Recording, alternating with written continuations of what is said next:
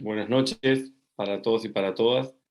Gracias por haberse conectado, por seguir apostando por la capacitación continua, y más en un tema tan eh, candente, fundamentalmente para aquellos que viven a la vera del Paraná, aunque también los que no vivimos a la vera del Paraná, como decía Mónica, acá en Totoras también se ha sentido el olor y se ha llegado el humo también, cuando fue los peores días, era unos 15 días atrás. Agradecerle mucho a Anita que ha tenido que ver con este contacto, y la voy a dejar a Liliana, a nuestra gobernadora propuesta nominada, para que como presidenta del subcomité de salud haga la presentación como corresponde el profesional, a quien agradezco especialmente haberse tomado un tiempo, su noche cuando uno ya trata de relajarse, para charlar con nosotros y transmitir sus conocimientos. Gracias, Daniel. Y Liliana, como digo siempre, la platea es toda tuya. Muchas gracias, Germán. Buenas noches a todos. Encantada de estar con ustedes compartiendo este momento. Me toca a mí presentar a quien va a ser el disertante de esta noche, el doctor Bulius Basic. El doctor es médico graduado en la Universidad Nacional de Rosario. Es además neumonólogo universitario, que recibió esto en el año 1987.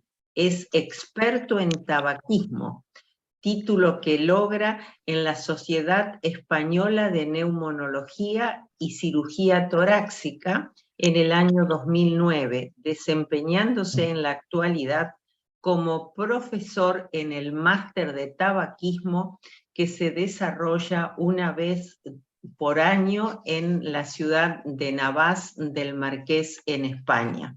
Es miembro titular de numerosas asociaciones científicas, pero para nombrar algunas quisiera hacerlo, que es miembro de la Sociedad Argentina de Medicina Respiratoria, donde se ha desempeñado también como presidente de la Asociación Argentina de Tabaquismo, donde también fue presidente de la Asociación Americana de Tabaquismo, que fue presidente y vicepresidente. Tiene numerosas publicaciones en revistas científicas y en libros nacionales e internacionales. Coordinó un informe sobre tabaquismo en Latinoamérica, que luego se publicó en la revista Prevención del Tabaquismo. Fue disertante en congresos y jornadas nacionales e internacionales. En la actualidad desempeña sus actividades profesionales como neumonólogo en el Hospital Español de Rosario. Es director del programa Tabaquismo Rosario.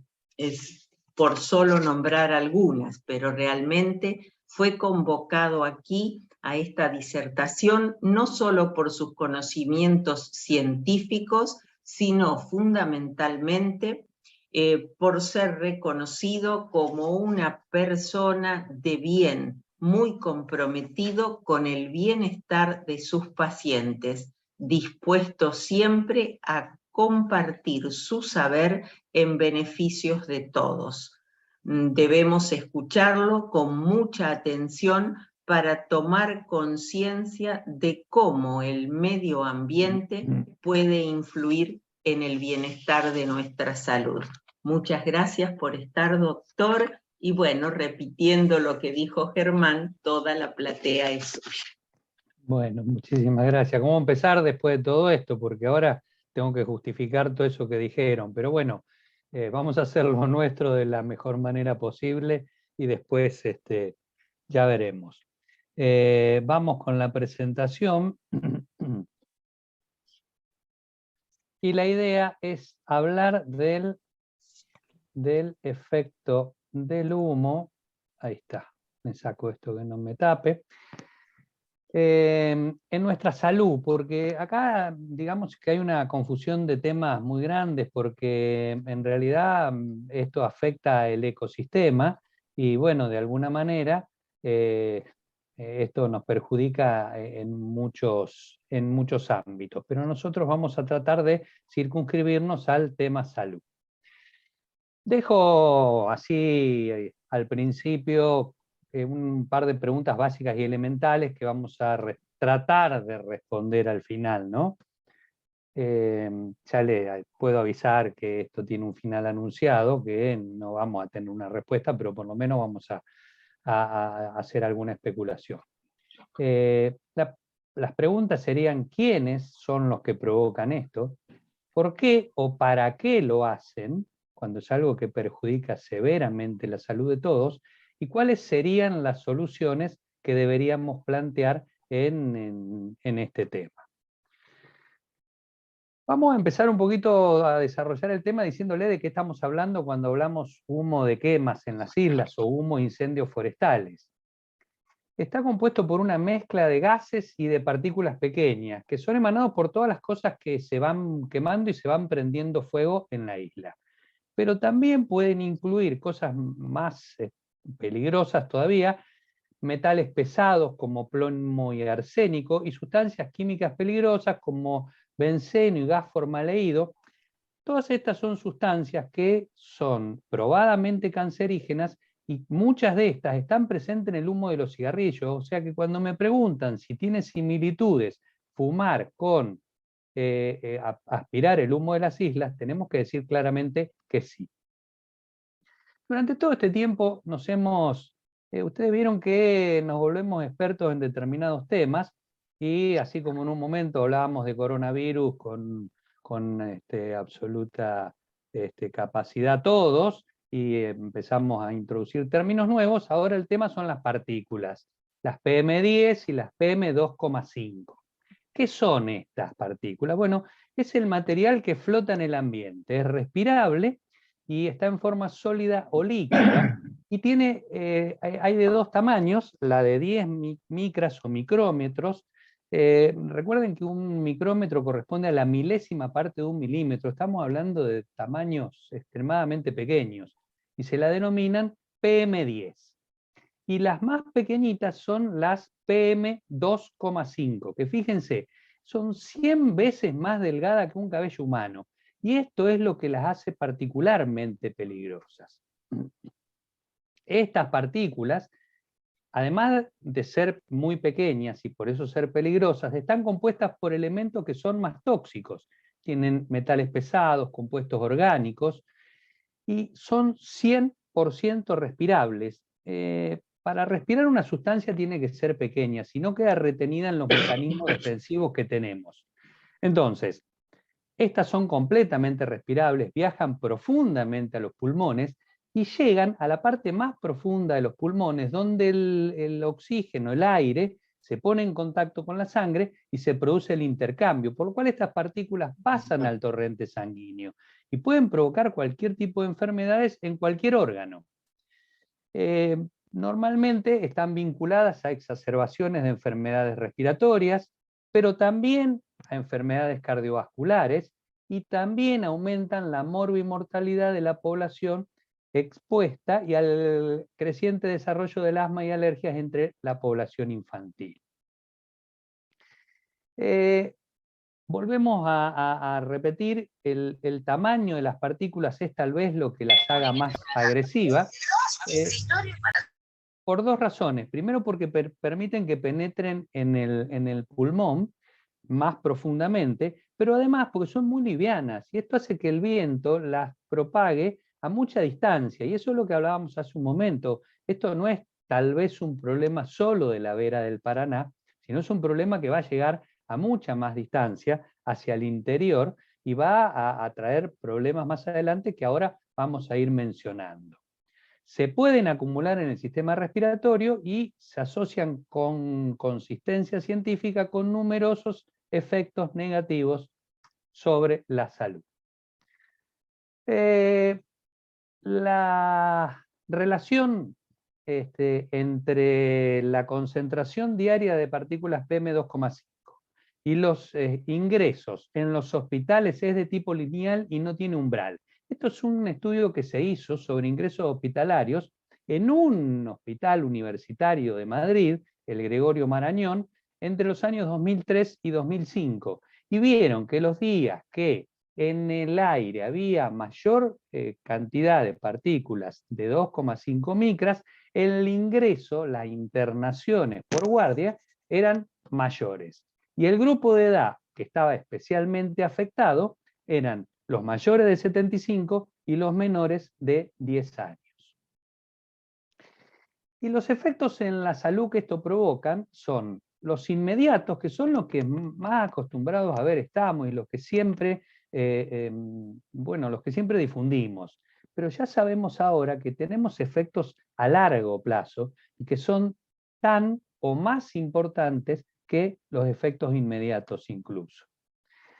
Esta es una lista de efectos inmediatos en la salud que incluyen desde, no se olviden que el aparato respiratorio es la puerta de entrada, por lo cual hay tos, dificultad para respirar, irritación en la garganta, en los senos paranasales, moco nasal, dificultad para respirar, dolor de pecho, ataques de asma, pero también afecta a los ojos fundamentalmente, dando ardor en los ojos. También da cansancio, y hace poco hicieron una encuesta, los estudiantes de medicina aquí en Rosario, y hay otra que se hizo en el Hospital Centenario con el grupo de alergia y de neumonología, y una de las cosas que más la gente respondía en la encuesta era el cansancio. También se ha visto trastornos cardiovasculares, fundamentalmente taquicardia, que son los latidos cardíacos acelerados. Claro, las personas con más posibilidad de enfermarse siempre son las más vulnerables, y en este caso las más vulnerables son los adultos mayores, las mujeres embarazadas, los niños y aquellas personas con patología preexistente, ya sea respiratoria o cardíaca fundamentalmente. La contaminación puede empeorar claramente los problemas cardíacos, puede reducir la función pulmonar y puede agravar el asma. Y como les dije al principio, el humo y los componentes del humo de los incendios forestales puede afectar a la salud de forma similar a la que hacen los gases de escape de los motores diésel o al humo de los cigarrillos. Y claro, hasta hace poco los incendios se estudiaban como una catástrofe puntual. Nosotros teníamos un incendio y bueno, era ese momento y luego desaparecía. Pero ahora ya empezamos a verlo como eventos no tan puntuales que se extienden en el corto plazo y que también se extienden en el largo plazo. Y esta exposición recurrente, no sabemos cuáles son los efectos que va a tener, ni a corto plazo, ni a largo plazo, con certeza, pero sí sabemos que probablemente sean peores que los que imaginamos. ¿Cuáles son los efectos a largo plazo? Bueno, estamos aspirando sustancias químicas peligrosas que están vinculadas con el cáncer, claramente. Y bueno, es esencial saber qué hay en el aire y durante cuánto tiempo se está expuesto a ello, porque miren, por ejemplo, el CDC, el Centro de Control y Prevención de Enfermedades de Estados Unidos, ya ha determinado que la exposición al humo de cigarrillo de segunda mano, lo que se llama fumador pasivo, es decir, aquel que no fuma pero convive con fumadores y aspira el humo, puede aumentar el riesgo de cáncer de pulmón en un fumador entre un 20 y un 30%. Ahora, calcular los riesgos para la salud de los incendios forestales en estos términos es mucho más difícil. Además, el humo de los incendios forestales tiene una particularidad, que se lo lleva el viento y a distancias que no podemos prever, por lo cual es difícil medir el grado de exposición de las personas. También tiene otras cuestiones que hacen que nos engañe un poquito y que ya las vamos a desarrollar un poquito más adelante. En función de esto, este año se publicaron dos trabajos muy interesantes, uno del grupo de canadienses, Canadá, Australia, son países que han estado muy vinculados a incendios forestales, por lo cual han hecho trabajos, y han hecho trabajos que se hicieron a largo plazo, cosa que es algo que siempre nos falta un poquito aquí. Y aquí siguieron durante 20 años a los pacientes, y ya partieron de este presupuesto, que no debería sorprendernos que tuviéramos riesgo elevado de cáncer en los lugares que estuvieron expuestos a incendios forestales, porque sabemos que las sustancias que se liberan son cancerígenas. Perdón. Y este estudio, publicado en mayo, reveló luego un seguimiento de 20 años en todo el radio de 50 kilómetros de la zona de incendios, donde había habido incendios que eran aislados, tenían un 5% más de probabilidad de desarrollar cáncer de pulmón y un 10% más de posibilidad de desarrollar tumores cerebrales que las personas que no estaban en esa zona de influencia. Claro, por supuesto que dijeron que faltaban más datos y faltarán estudios para evaluar esto, para sacar todos los factores que puedan confundir en esta situación y que esto no tenga algún sesgo que pueda complicar un poquito la evaluación del estudio. Pero miren ustedes, también estudiaron los bomberos.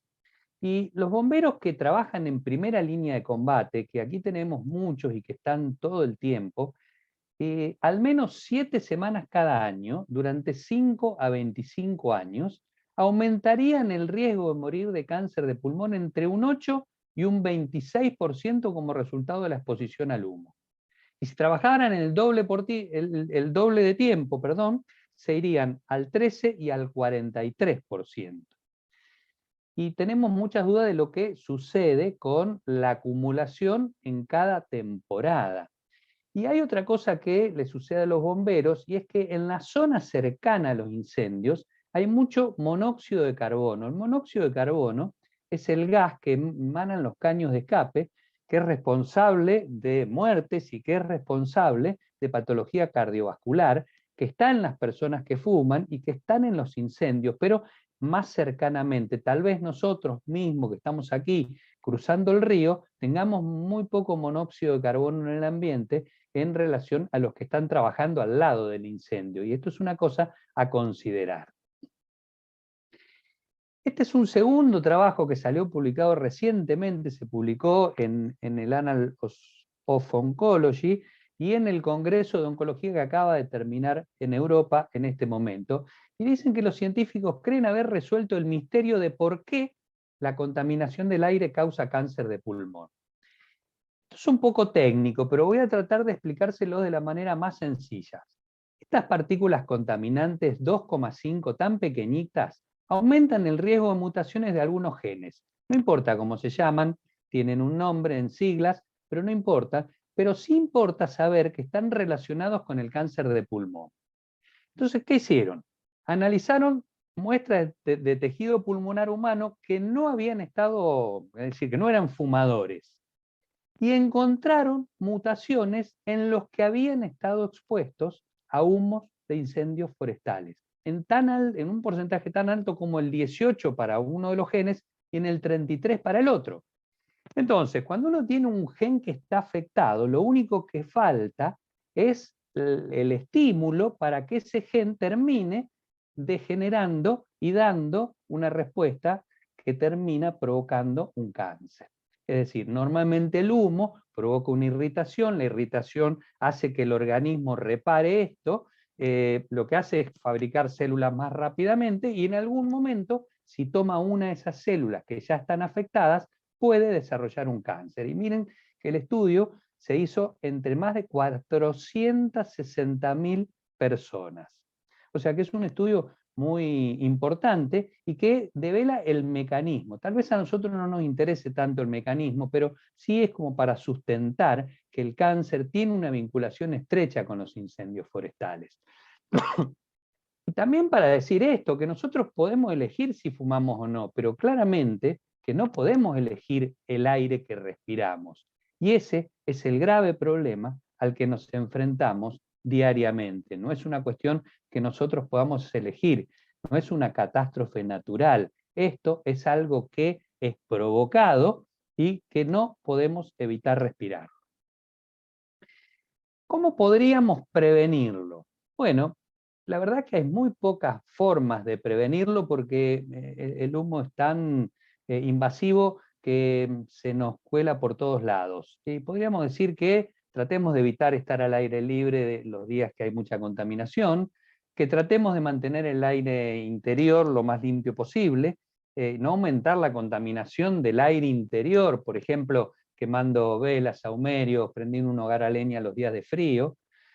Si tienen asma u otra enfermedad pulmonar o cardiovascular, los pacientes tienen que mantener su tratamiento porque hay una tendencia muy alta en este grupo de pacientes a suspender tratamientos y además llamar al médico si es que tienen síntomas.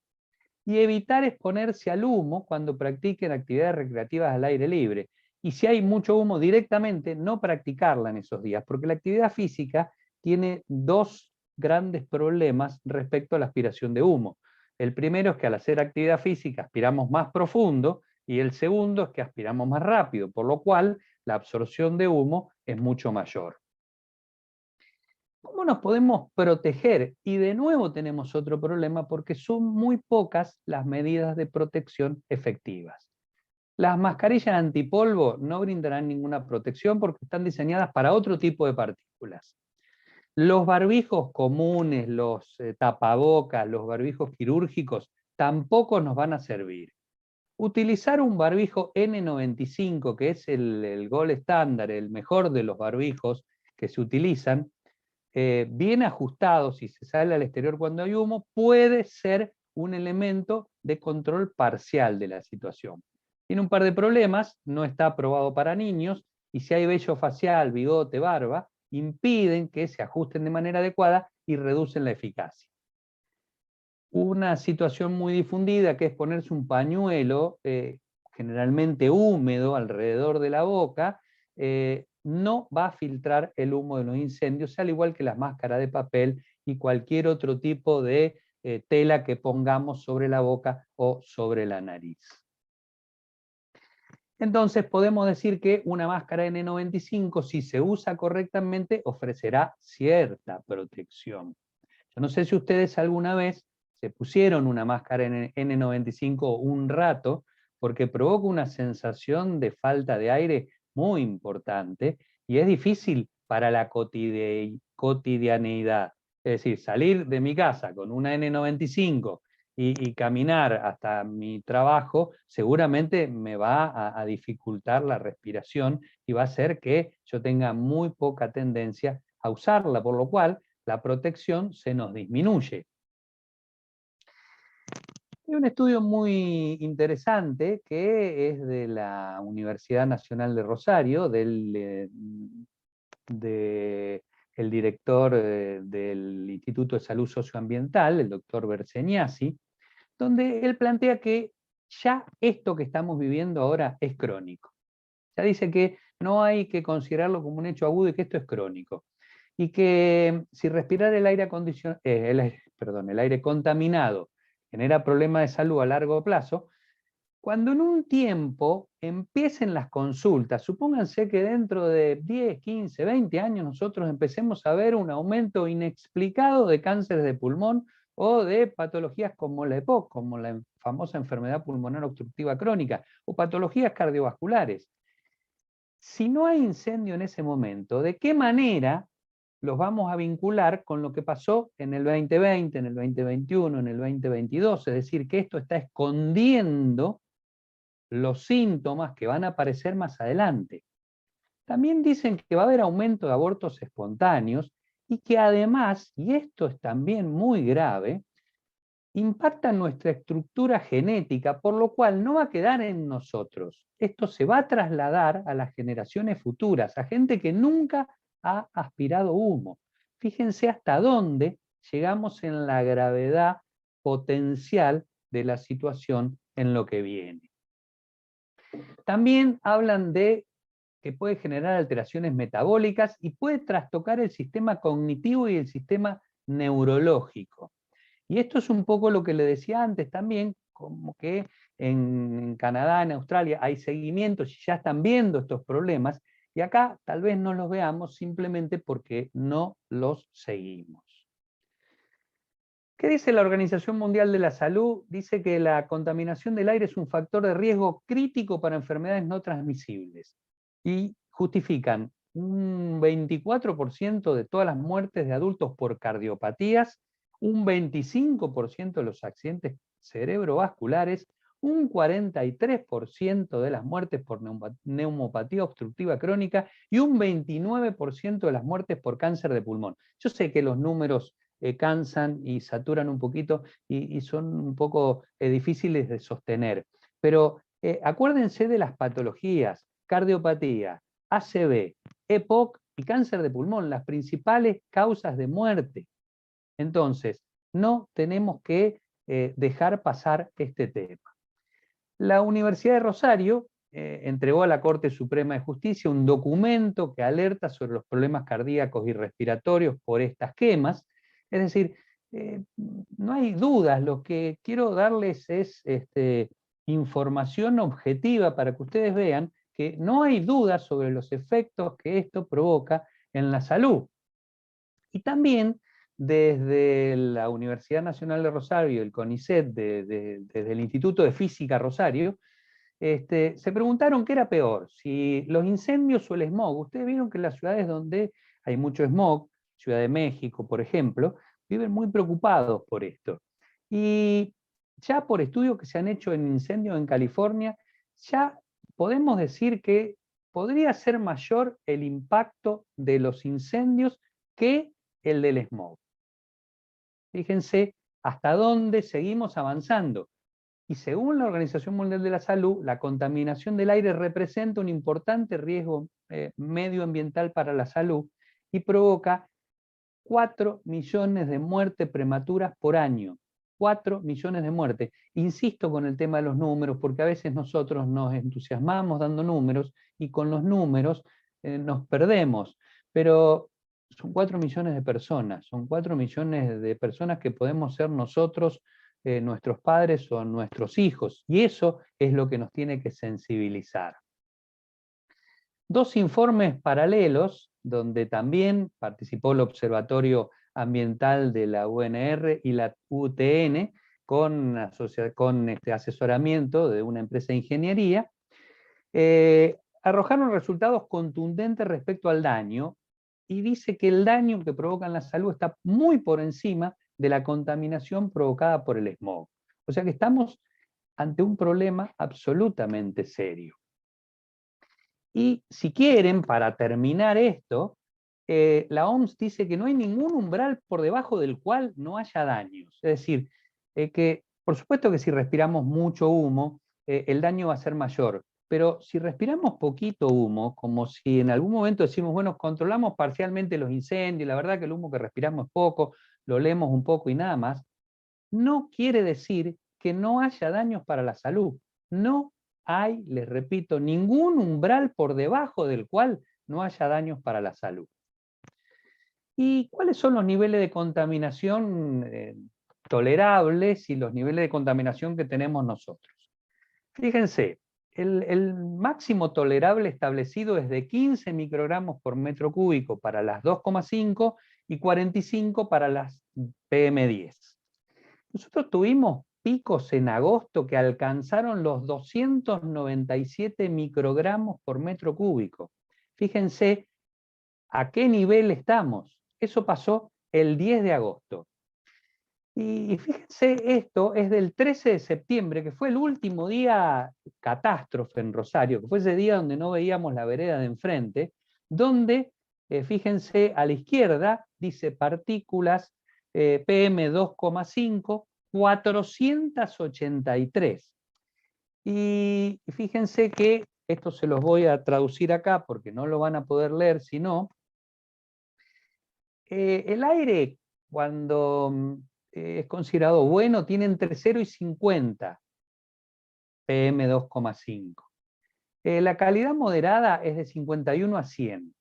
La dañina para grupos sensibles, es decir, pacientes enfermos, añosos o niños, está entre 100 y 150. Pero de 150 para arriba nos afecta a todos, tengamos o no tengamos patología previa. Si está por arriba de 200, es muy dañina para la salud.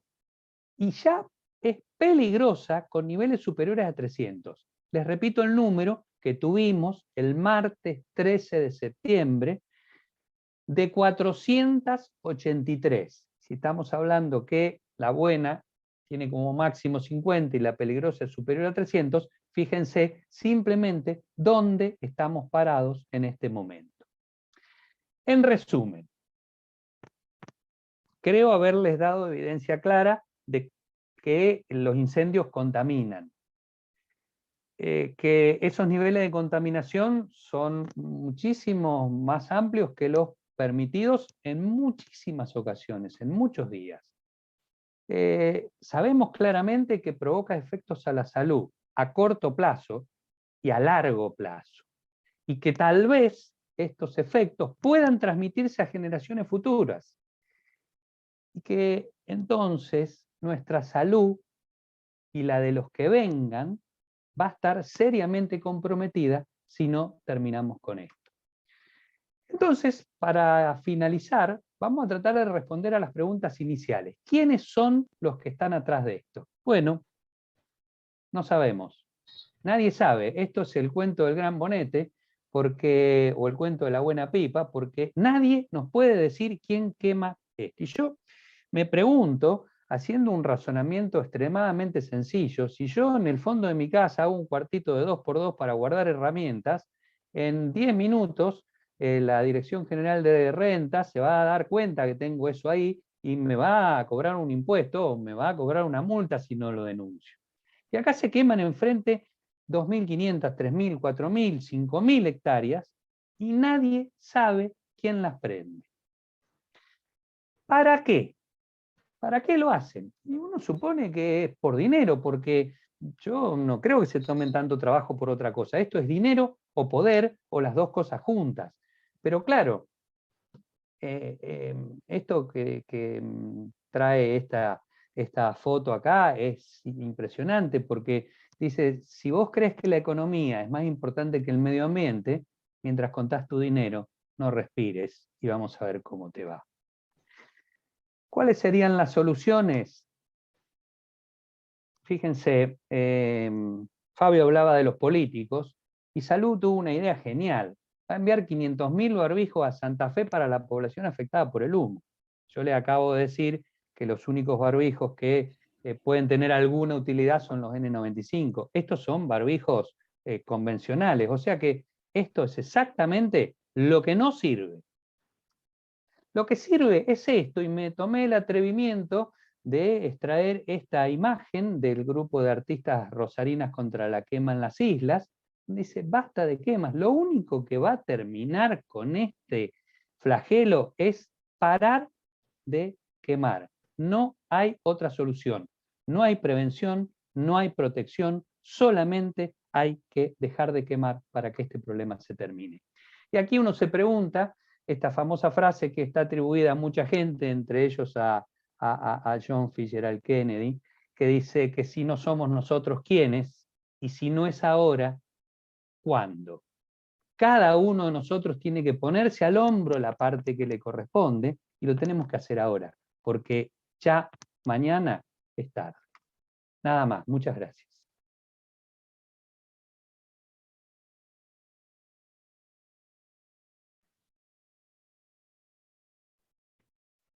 Muchas gracias, doctor. Muchas gracias, Daniel. Creo que es un panorama desalentador. No sé si tienen preguntas, seguramente que sí. Si alguien quiere comenzar con la primera pregunta, pueden ir levantando la mano. ¿Puedo ¿verdad? preguntar? Sí. Sí, Ángel, sí. Hola. Te escuchamos, Ángel, te escuchamos. Mi Ángel, bueno, muy bien, gracias. Bueno, primero felicitar al doctor Daniel porque fue conciso, directo, explícito, entendible. Yo soy de área de ciencias económicas, o sea que entendí bien todo lo de medicina. Y el gran tema, vivo justamente cerca del monumento, frente a la isla, frente al río, Paraná. Y claro, tenemos el departamento lleno de humo. El gran tema es saber si los políticos, las autoridades, están conscientes qué se está haciendo para solucionar, porque la última filmina de basta de humo y basta de quema era fundamental, porque veo que el tema de los barbijos no funciona. Y otra pregunta es, mientras tanto, si están desarrollando algún tipo de barbijo especial, ya que el N95 es difícil de utilizar. Bueno, respecto al tema de los políticos, yo, a ver, no tengo idea directa, pero a mí me parece que demasiado no están haciendo, porque si en tanto tiempo no pudimos encontrar a los responsables y controlar esto, es porque realmente no hay una voluntad política de hacerlo. Si hubiera habido una voluntad política, este tema se hubiera terminado hace rato. Y sobre los diseños de barbijo, no se está diseñando ningún barbijo específico, se avanzó mucho en el tema de barbijo, pero por otro tema, por el tema del COVID, pero era otra cosa lo que había que filtrar. Esto resiste a muchos de los barbijos que se utilizaron para el COVID y lamentablemente no tenemos otra alternativa, lo cual ensombrece aún más el panorama. Acá Ángel decía que vive enfrente del monumento. Esa medición, con esos valores tan altos que yo mostré recién, fue hecha exactamente en el monumento a la bandera. Ese es el lugar donde se colocó el medidor de partículas. Gracias, doctor. Muy bien. Levantó la mano Jorge Dallago, te escuchamos. Hola, ¿cómo están? Daniel, impecable lo tuyo. Bueno, yo soy un apasionado de las islas, la conozco mucho, me encanta ir a pescar, a pasar momentos muy agradables con mis amigos en todo el delta, hablando de Goya hasta San Nicolás, ¿cierto? Bueno, ¿qué es lo que yo encuentro ahí? Bueno, es el tema ganadería, es lo que más se hace, más avanzada los años, tienen más posibilidades porque hay más formas de llevar a la ganadería a pastar en esos momentos, en esos lugares donde vos tenés mucha vegetación y tenés agua potable, ¿cierto? Bueno, ese es uno de las causales. Las quemas vienen, se hizo una quema muy profunda hace 7 años atrás, si ustedes bien lo recuerdan, que tuvimos muchos accidentes en la ruta, problemas de respiración, como esta fue un poquito más grave, ¿cierto? Bueno, tenemos que saber que, bueno, hay condiciones del río Paraná que baja muchísimo, como está ahora, en el cual los humedales que están en las lagunas, los arroyos se han secado, y esos 7 años que pasaron fueron acumulando un montón de vegetación que se seca y para la gente que hace ganadería no les sirve, entonces hacen la quema para renovación de pasto. Esto es una cultura de hace años, pero ahora se viene profundizando mucho y causa lo que todos sabemos, ¿no? Para ellos es un beneficio, para nosotros es un problema muy serio.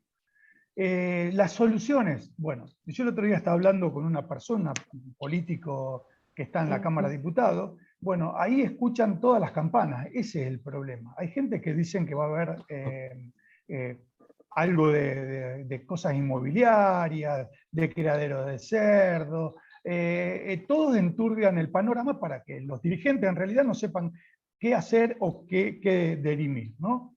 Bueno, el tema es ganadería. Hoy en el delta del Paraná se produce más vaca que en toda la provincia de Santa Fe. Conozco de ganaderos acá de la zona de Casilda que tienen 8.000 cabezas de ganado.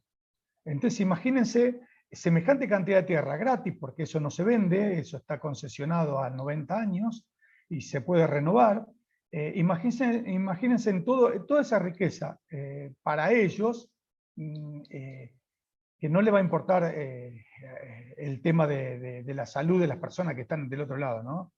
Bueno, soluciones. Lo que yo encuentro, hay una que es prohibir la ganadería en la isla, en todo lo que es Delta del Paraná, que después tenemos problemas con la sociedad rural.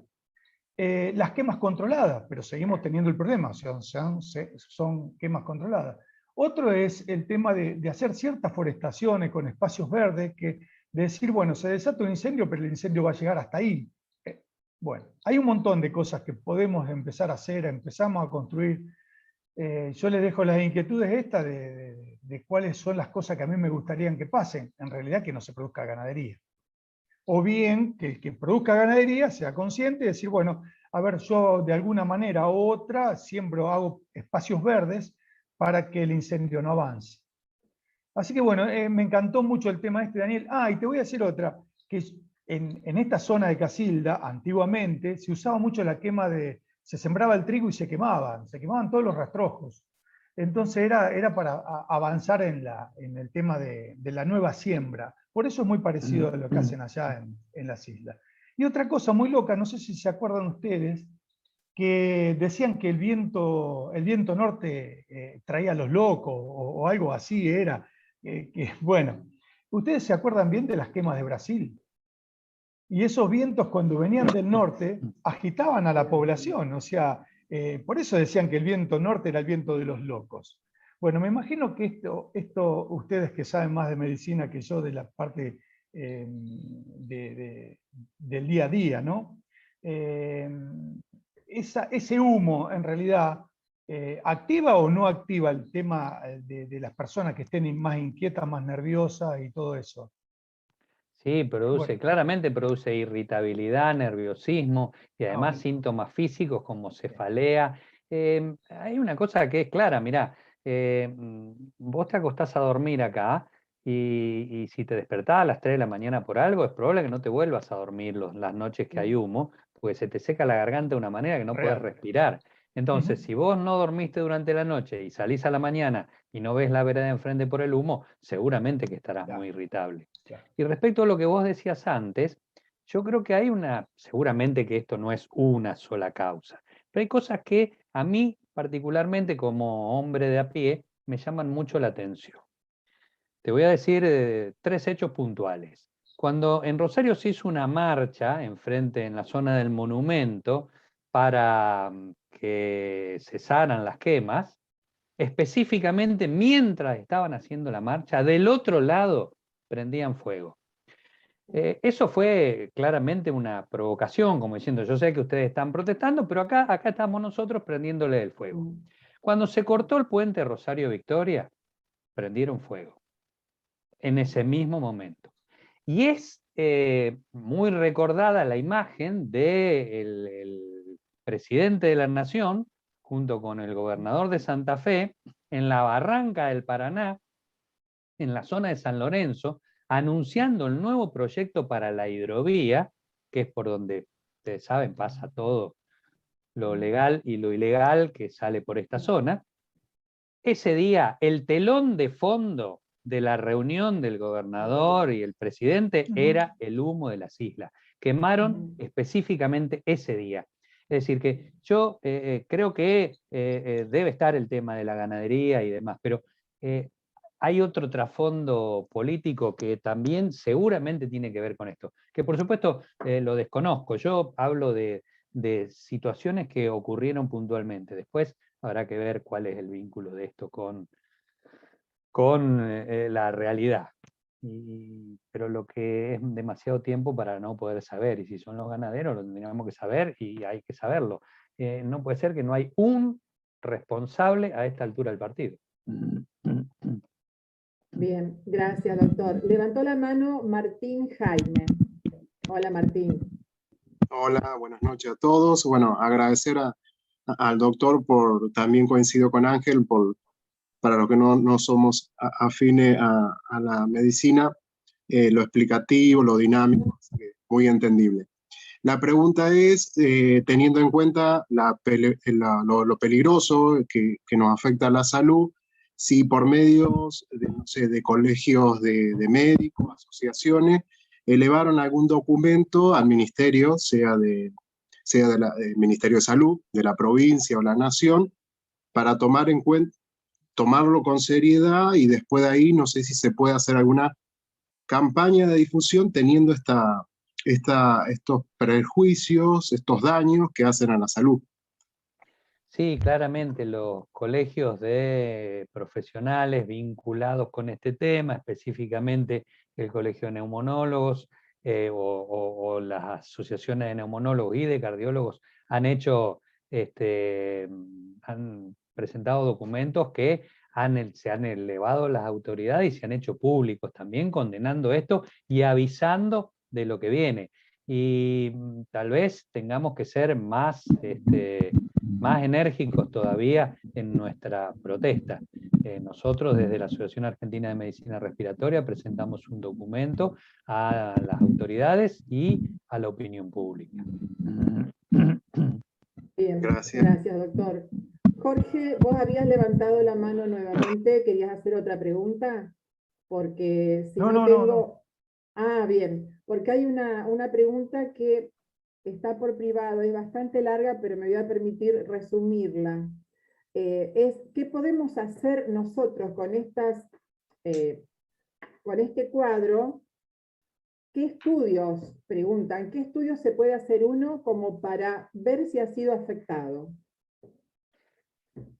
A ver, es interesante la pregunta. En lo inmediato, recuerden que esto da síntomas en la mayoría de los casos. O sea, si han tenido síntomas, lo que tienen que hacer es ir al médico. El médico va a determinar en el momento puntual, de acuerdo a la patología que el paciente traiga a la consulta, los estudios que corresponderán hacer.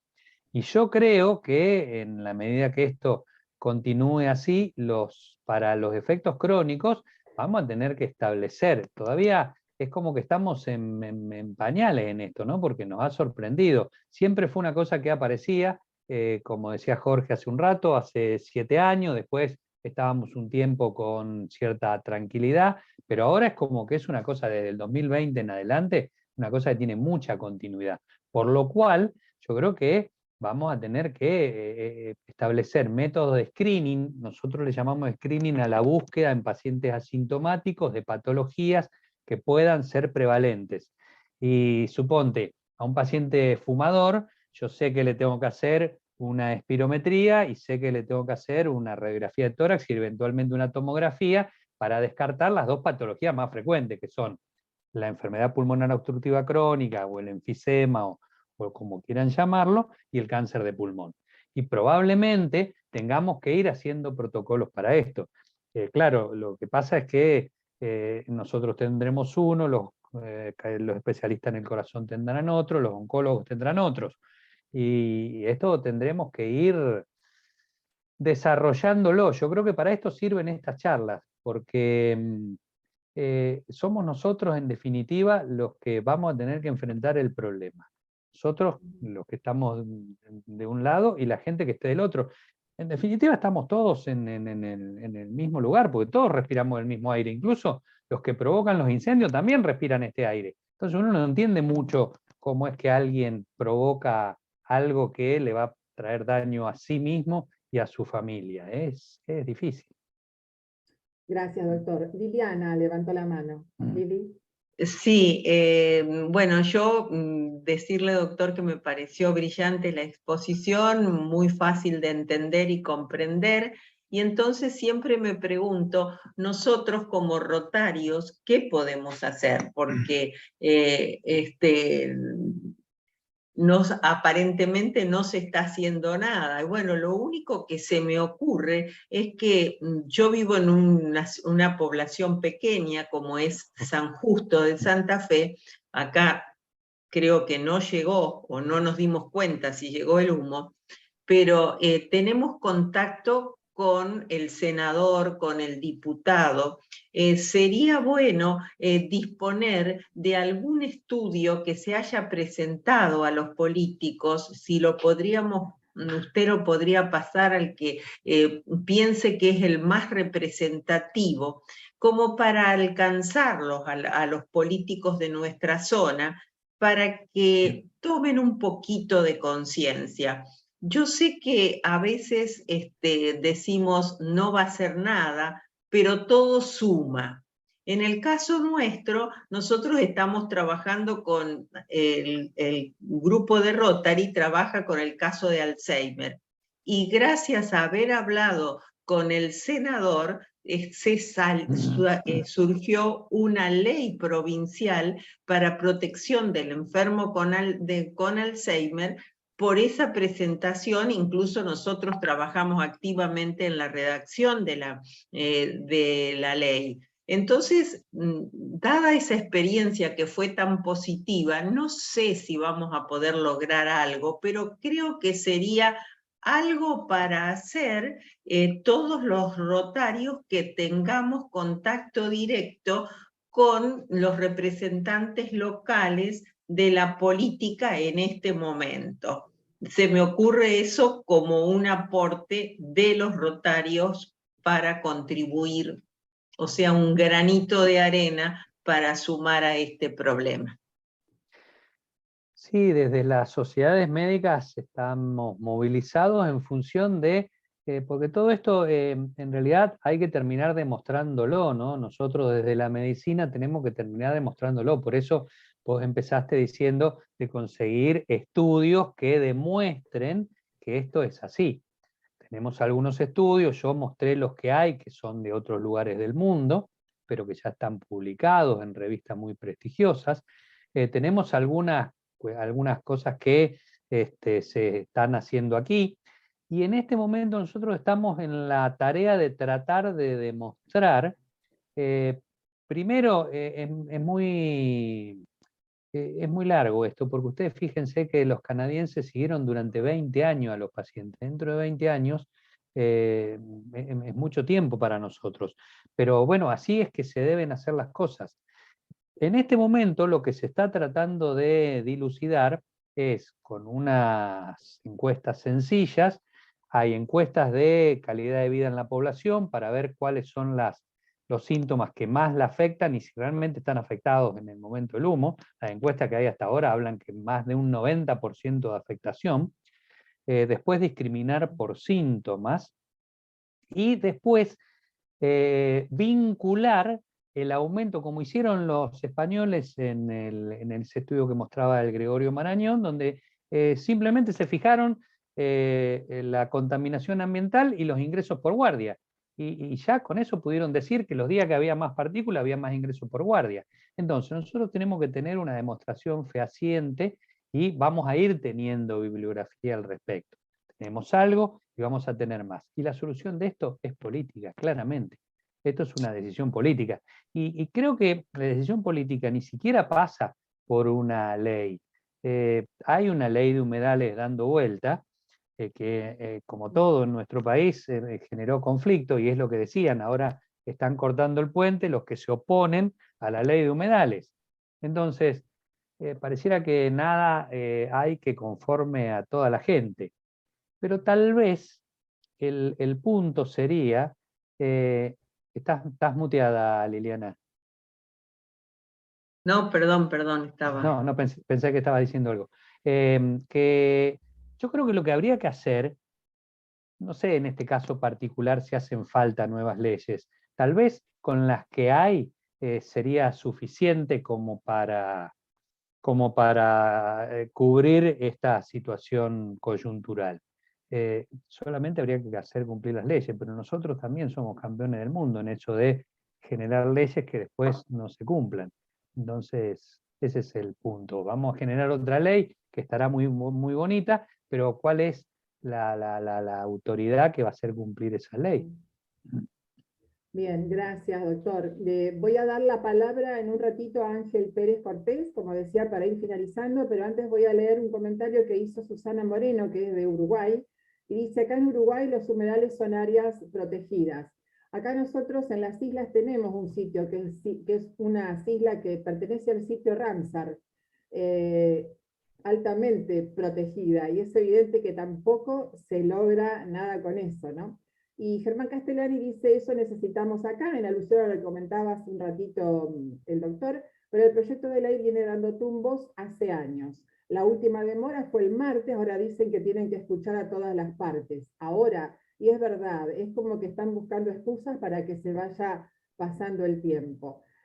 Ángel, levantaste la mano.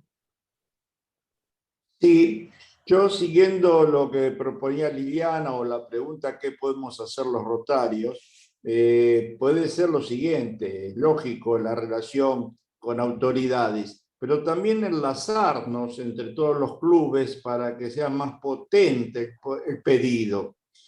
Y además también enlazarlo con distintos consejos profesionales. Lógicamente el de medicina es prioritario, pero nosotros los de ciencias económicas en nuestro consejo profesional tenemos un área que yo formo parte que es de responsabilidad social organizacional, que trata el tema ecológico, el tema social y el tema también económico, para dentro de lo lógico y razonable de utilidades para empresas que no se fundan.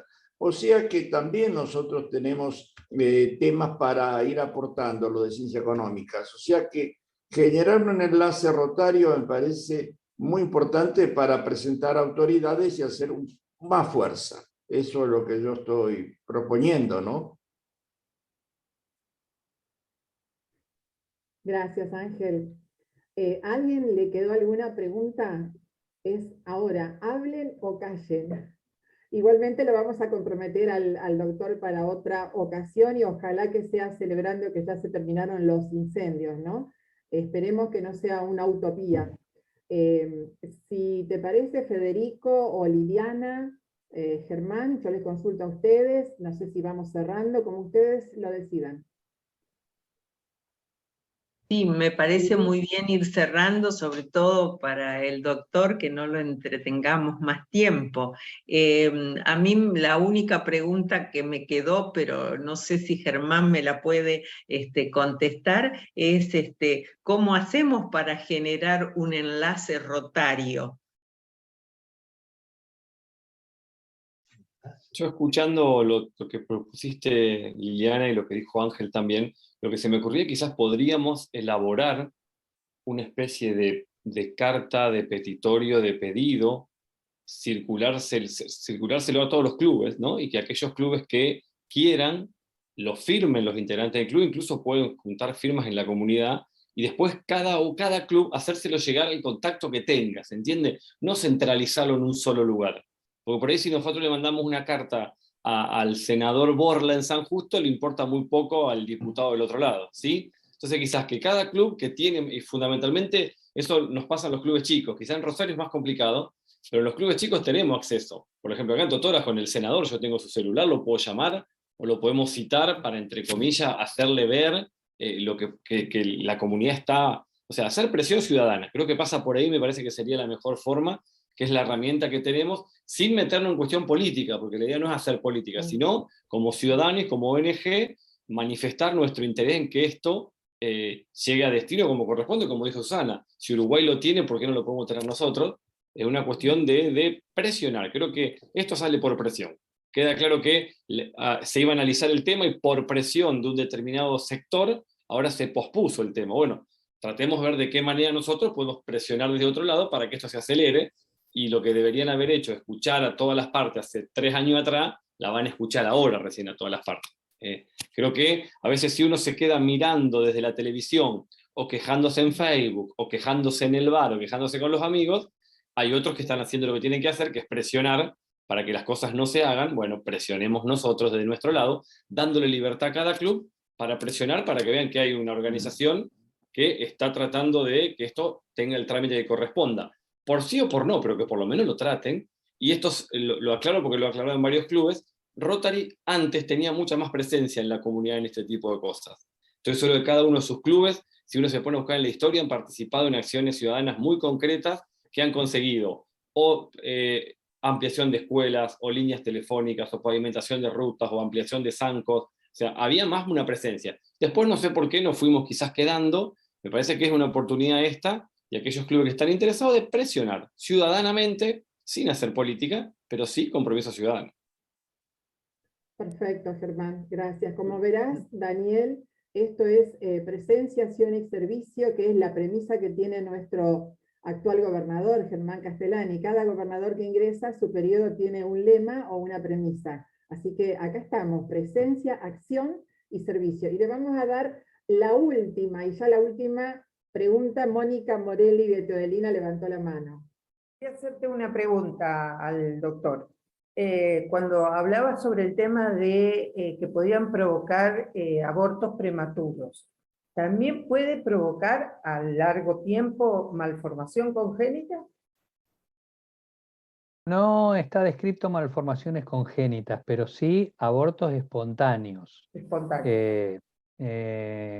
No lo sabemos, pero sí sabemos de que, tal vez no malformaciones, pero si esto altera de alguna manera nuestro código genético y nosotros transmitimos genéticamente a nuestros descendientes lo que venga, podemos generar digamos, podemos provocar una generación de chicos que tengan más porcentaje de asma, de gente que tenga más enfermedad pulmonar crónica sin fumar, de gente que esté más predispuesta a tener cánceres que de otra manera. O sea que claramente es preocupante esta situación.